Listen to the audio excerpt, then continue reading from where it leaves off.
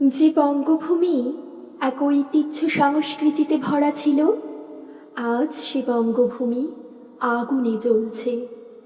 মায়েরা কান্নায় ভাসছে, শিশুরা ভয়ে শিহরিত হয়ে আছে।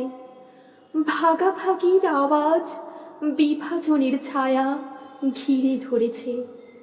এটাই কি সেই বঙ্গভূমি যেখানে বসে কাজী নজরুল ইসলাম লিখেছিলেন, মোরা একই বৃন্তে দুটি কুসুম, হিন্দু মুসলমান? এটাই কি সেই বঙ্গভূমি যেখানে স্বামী বিবেকানন্দ বলেছিলেন, সব ধর্মই সত্য?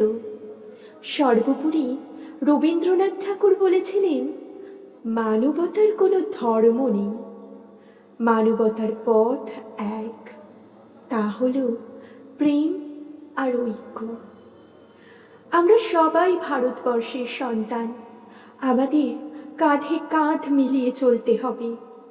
বইয়ের পাতায় পড়া নেতাজি সুভাষচন্দ্রের সেই কথা আজও যেন কানে ভাসে। এটাই কি সেই বঙ্গভূমি যেখানে শান্তির জায়গায় এসেছে ভয়, ঘরের মাঝেই ভাঙনের দৃষ্টি? কি হলো সেই শান্তির দেশে যেখানে কলম চলত শান্তির পক্ষে? কেন সেখানে আজ রক্তের দাগ? আর কবে, আর কবে চোখ মেলে তাকাবে?